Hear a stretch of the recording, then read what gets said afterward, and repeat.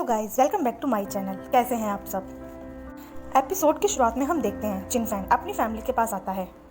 सभी लोग उसे कॉन्ग्रेचुलेट करते हैं क्योंकि उसे ब्लड लाइन होली बैप्टिज्म में जाने का मौका मिला है और महाराज ने भी उसे मार्कस ऑफ चैंपियन का टाइटल देने का वादा किया है। चिनफैंग सभी को ग्रीट करता है, फिर वो चिनयिंग से कहता है, अब से तुम चिनचैन से नहीं मिलोगी। चिनचैन ने चिनफैंग को हर्ट किया है और हमारी फैमिली को धोखा दिया है। चिन यांजुई कहता है कि चिनचैन भी हमारी फैमिली का ही ब्लड है और तुम उसके बड़े भाई, तो तुम इतने कोल्ड कैसे हो सकते हो। चिनफैंग कहता है चिनचैन खुद हमारी फैमिली को छोड़कर गया है तो वो हमारी परिवार का हिस्सा कैसे हो सकता है। इसके अलावा जब से उसने चिनफैंग को हर्ट किया है उसने मुझे अपना दुश्मन बना लिया है। तो आप भी कंफ्यूज होना बंद करें और एक बाहरी व्यक्ति का पक्ष लेना बंद करें। इसके बाद वो चिनफैंग से मिलने जाता है। चिनफैंग कहता है कि भाई आपको मेरा बदला लेना ही पड़ेगा। इस पर चिनफैंग कहता है उसने तुम्हें बहुत बुरी तरह घायल किया है, तुम चिंता मत करो, मैं उसे अच्छा सबक सिखाऊंगा। चिनफैंग ब्रेक थ्रू कर लेता है। इस पर जाओफेंग कहती है कि तुम अर्थ लेवल की पीक पर पहुंच गए हो। चिनफैंग कहता है कि आप तो अभी सिर्फ 20 साल के ही हैं और इतनी जल्दी आपने ब्रेक थ्रू भी कर लिया। जाओफेंग कहती है लेकिन चिनचैन को कोई आसान मत समझना, वो बहुत पहुंची हुई चीज़ है। चिनफैंग कहता है माँ आप चिंता मत करो, मैंने बैटलफील्ड में कई हेवन लेवल के जनरल्स को भी मारा है, वो बस एक रबिश है और कुछ नहीं। मेरा मेन गोल तो कंपटीशन में फर्स्ट प्लेस हासिल करना है। चिनफैंग पूछता है कि भाई अब आप क्या करने वाले हो। इस पर चिनफैंग कहता है मैं उसे कैपिटल में बैटल के लिए चैलेंज करने वाला हूँ। अगर उसने हाँ की तो मैं उसे चलने लायक ही नहीं छोड़ूंगा और वो खुद ब खुद blood line Holi land baptism में जाने का मौका खो देगा। इसके बाद चिनफैंग कैपिटल में अनाउंस करवाता है कि चिनचैन बहुत ही बदतमीज और शेमलेस है, उसने अपने खुद के भाई को चोट पहुंचाई, इसलिए अब से ठीक 3 दिन बाद वो कैपिटल में चिनचैन से लाइफ एंड डेथ तक के लिए फाइट करेंगे। अगर चिनचैन में हिम्मत है तो सामने आए और फाइट करे। पब्लिक आपस में बात करने लगती है कि कई मार्शल आर्टिस्ट हर साल इस लड़ाई में मरते हैं क्योंकि लड़ाई शुरू होने से पहले वो एक कॉन्ट्रैक्ट साइन करते हैं। चिनफैंग चिनचैन को मारना चाहता है, अगर उसने फाइट की तो वो पक्का मरेगा। तभी चिनफैंग वहाँ आता है। पब्लिक उसकी तारीफें करने लगती है कि यही वो कमाल का योद्धा है जिसने हमारे शॉन किंगडम के लिए बहुत सी उपलब्धियाँ हासिल की हैं। चिनफैंग पब्लिक में अनाउंस करता है न्याय की इस मौत और जिंदगी की लड़ाई में जब वो फाइट करेगा वो अपने हैंड्स यूज़ नहीं करेगा। अब से ठीक 3 दिन बाद मैं यहाँ इंतज़ार करूँगा, देखते हैं कि चिनचैन में मेरे चैलेंज को एक्सेप्ट करने की हिम्मत है या नहीं। पब्लिक कहती है कि अपने हैंड्स नहीं यूज़ करेगा, ये कितना घमंडी है। लिनतियन भागा भागा चिनचैन के पास आता है। चिनचैन चाहे कुछ भी हो जाए तुम्हें चिनफैंग का चैलेंज एक्सेप्ट नहीं करना चाहिए, वो सच में बहुत ही पावरफुल है।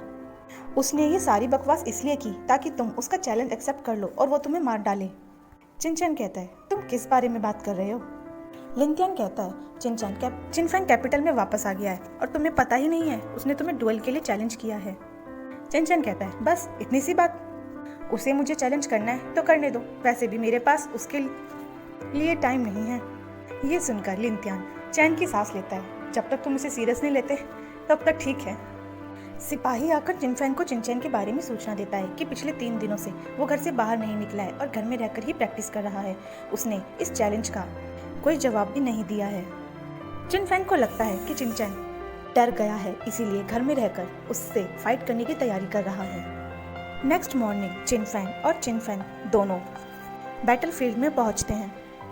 वेई ज़ेन कहता है चिनचैन को हराना चिनफैंग के लिए उसके बाएं हाथ का खेल है। चिनफैंग कहता है सभी अपनी आंखें खुली रखना और ध्यान से देखना कि कैसे मेरा भाई उस चिनचैन को सबक सिखाता है। माहौल में टेंशन बढ़ चुकी होती है, सभी चिनचैन का इंतजार कर रहे होते हैं, लेकिन चिनचैन तो दान पवेलियन में होता है। शाओया उससे कहती है बहुत से लोग तुम्हारा लाइफ एंड डेथ प्लेटफॉर्म पर तुम्हारा इंतजार कर रहे हैं। चिनचैन कहता है लगता है आपको चिन फैमिली के मैटर्स में कुछ ज़्यादा ही दिलचस्पी है। शाओया कहती है वाकई मेरे जैसे आउटसाइडर को भी तुम्हारी फैमिली मैटर्स में बहुत दिलचस्पी है। चिनचैन पूछता है कि जो सामान उसने तैयार करने के लिए कहा था क्या वो तैयार हो गए। लियू गुआंग सारी मेडिसिन लेकर वहाँ आता है। शाओया कहती है मिस्टर चिन जरा ध्यान से देखिए कहीं कोई मेडिसिन या कोई हर्ब मिस तो नहीं है। चिनचैन कहता है कि ये ठीक नहीं है, अपना बिहेवियर थोड़ा ठीक कीजिए। शाओया कहती है क्या बोरिंग इंसान है। वो मन ही मन सोचती है, ये सच में एक आदमी भी है या नहीं। इतनी खूबसूरत औरत इसके सामने बैठी है और ये है कि इसे सिर्फ हर्ब्स दिखाई दे रही हैं। फिर वो उससे पूछती है, क्योंकि अब आपके पास सारी हर्ब्स मौजूद हैं, तो बताइए कि आप क्या बनाना चाहते हैं। चिन कहता है कि वो ग्रेड 3 की बॉडी एस्टेब्लिशमेंट पिल बनाना चाहता है, बॉडी बूस्ट पिल, और साथ ही बॉडी कंडेंसेशन पिल भी। शाओया कहती है, बॉडी एस्टेब्लिशमेंट पिल के बारे में तो वो जानती है, इसे लेने से एक मार्शल आर्टिस्ट की मेरिडियंस और बॉडी दोनों की स्ट्रेंथ बढ़ जाती है। वहीं बॉडी कंडेंसेशन पिल फिजिकल स्ट्रेंथ के काम आती है। लेकिन रही बात बॉडी बूस्ट पिल की, तो उसके बारे में मैंने पहली बार सुना है। चिन कहता है, बॉडी बूस्ट पिल की मदद से एक मार्शल आर्टिस्ट अपने कल्टीवेशन की स्पीड को ग्रो कर सकता है, लेकिन ये बहुत डेंजरस होती है। अगर वो उसे संभाल नहीं पाया तो इसकी वजह से एक मार्शल आर्टिस्ट की मेरिडियंस खत्म भी हो सकती हैं। शाओया पूछती है, तो फिर आप ये सब क्यों बनाना चाहते हैं। इस पर चिन कहता है, उससे आपको कोई मतलब नहीं होना चाहिए, आप बस मेरी हेल्प कीजिए।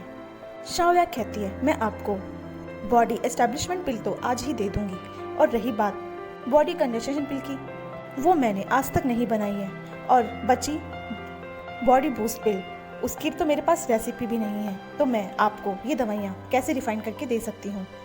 चिन कहता है, उसकी चिंता आप मत कीजिए, एल्केमी रूम तैयार कीजिए और मैं आपको गाइड करूँगा। लियो गुआंग कहता है कि मिस शाओया ग्रेड 3 की एल्केमिस्ट है और तुम ग्रेड 1 के, और तुम कह रहे हो कि तुम मिस शाओया को गाइड करोगे। शाओया कहती है, कोई बात नहीं, क्योंकि मिस्टर चिन इतना कॉन्फिडेंस रखते हैं, तो चलो। चिन कहता है, सबसे पहले 3 कैलोड्रंस लेकर के आओ। इस पर लियो गुआंग कहता है कि हम 3-3 का क्या करेंगे। चिन कहता है कि वो एक साथ तीनों पिल्स रिफाइन करेगा। शाओया कहती है कि माना कि वो 3rd ग्रेड की एल्केमिस्ट है, लेकिन उसकी मार्शल प्रोग्रेस उतनी अच्छी नहीं है कि वो एक साथ 3-3 मेडिसिन रिफाइन कर सके। चिन कहता है, जैसा मैं कह रहा हूँ वैसा करो, मैं गाइड करूँगा। चिन उन दोनों को एक एक स्टेप गाइड करता जाता है। लियो गुआंग और शाओया दोनों ही बहुत कंफ्यूज्ड और हैरान होते हैं कि ये कौन सा मेथड है, ऐसा कैसे हो रहा है, ये प्रक्रिया इतनी सही कैसे जा रही है। लेकिन थोड़ी ही देर में शाओया को लगता है कि सब गड़बड़ हो रहा है और वो डर के पीछे हट जाती है। चिन कहता है कि तुम्हें पीछे हटने के लिए किसने कहा, अभी की अभी हर्ब्स के रिएक्शन को कंट्रोल करो। शाओया कहती है, लेकिन हम फेल हो गए। इस पर चिन कहता है कि किसने कहा हम फेल हो गए। लियो गुआंग कहता है, ये सब अपने आप शांत कैसे हो गए, आखिर ये सब हो क्या रहा है, कहीं मेरी आंखों को कोई धोखा तो नहीं हो रहा है। शाओया पूछती है कि उसने कौन से मेथड का यूज़ किया है, उसने पहले कभी ऐसा कुछ नहीं देखा। चिन कहता है कि ये सब बहुत आसान था, लेकिन मेरे पास अभी तुम्हें सिखाने का वक्त नहीं है, मैं ये सब तुम्हें बाद में बताऊंगा। वो उसे वापस फोकस करने के लिए कहता है। चिन शाओया की हेल्प करता है। इसके बाद वो तीनों पिल्स को सक्सेसफुली बना लेते हैं। लियो गुआंग को तो ये एक चमत्कार से कम नहीं लगता, लेकिन चिन कहता है कि आखिर के प्रोडक्ट्स तो बेकार थे, बिल्कुल ही लो प्योरिटी के, तुम किस बात पर खुश हो रहे हो। शाओया कहती है, ये सभी 20 पिल्स सुपीरियर क्वालिटी की हैं, तो फिर तुम ऐसा कैसे कह सकते हो।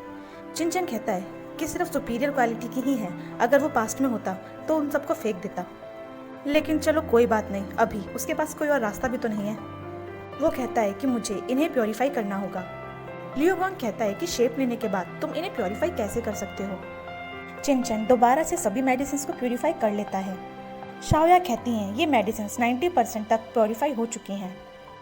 चिन कहता है, ये मेडिसिन प्रीमियम क्वालिटी की तो नहीं है, लेकिन पहले से तो बेहतर है, कोई बात नहीं, मैं इसी से काम चला लूँगा। फिर वो शाओया से एक कल्टीवेशन रूम तैयार करने के लिए कहता है। शाओया उसे अपना कल्टीवेशन रूम ऑफर करती है। चिन उन पिल्स की मदद से अपना कल्टीवेशन स्टार्ट कर देता है। दूसरी तरफ चिन का इंतजार करते करते लोगों के पसीने छूट रहे होते हैं। वेइजन कहता है, इतनी गर्मी है, क्या चिन लड़ाई करने आ भी रहा है या नहीं। इस पर वेइशन कहता है, अगर उसे फाइट नहीं करनी तो कम से कम किसी के हाथों संदेश ही भेज देता। चिंगफेन कहता है कि उसे आना ही पड़ेगा। ली चिंगफेंग कहता है, अपने आप को देखो, अच्छा हो कि तुम घर जाके आराम कर लो। चिंगफेन कहता है कि मेरी भाई की तुलना में तुम्हारी पावर तो कुछ नहीं है। चिंगफेंग सोचता है कि अगर चिन खुद को एक आदमी कहता है तो वो मेरी प्रोवोकेशन को इग्नोर नहीं कर सकता, और जब वो यहाँ आएगा मैं उसे बस थोड़ा सा प्रोवोक करूँगा, तब वो पक्का मुझसे लड़ने के लिए स्टेज पर आ जाएगा और तब उसे पता चलेगा। भीड़ इंतजार कर करके परेशान हो चुकी होती है। चिनफेन कहता है, बस अब बहुत हो गया, मैं और इंतजार नहीं कर सकता, क्यों ना हम चिन के घर चले और उसे घसीट कर यहाँ लेकर आए। चारों नमूने चिनचैन के घर पहुंचते हैं, लेकिन वहाँ तो चीफ जाओली होता है। चिनफैन कहता है कि हम चिनचैन से मिलने आए हैं, उससे कहो कि बाहर आए। वेइजन कहता है, चीफ जाओली कृपया चिनचैन को बाहर तो बुलाइए, मैं मार्कस वेइची का बेटा हूँ। चीफ जाओली कहता है कि उसे कोई फर्क नहीं पड़ता कि वो कौन है, ये एक प्राइवेट रेजिडेंस है, इसीलिए वापस चले जाओ। जिस किसी ने भी ये लाइन क्रॉस करने की हिम्मत की वो बहुत पछताएगा। वेइशन कहता है, तुम सिर्फ डेप्यूटी चीफ हो, तुम्हें ये सब करने का अधिकार किसने दिया? चिनफैन कहता है कि वो चिन फैमिली का सेकंड सन है, क्या चीफ जाओली मेरे लिए एक फेवर कर सकते हैं?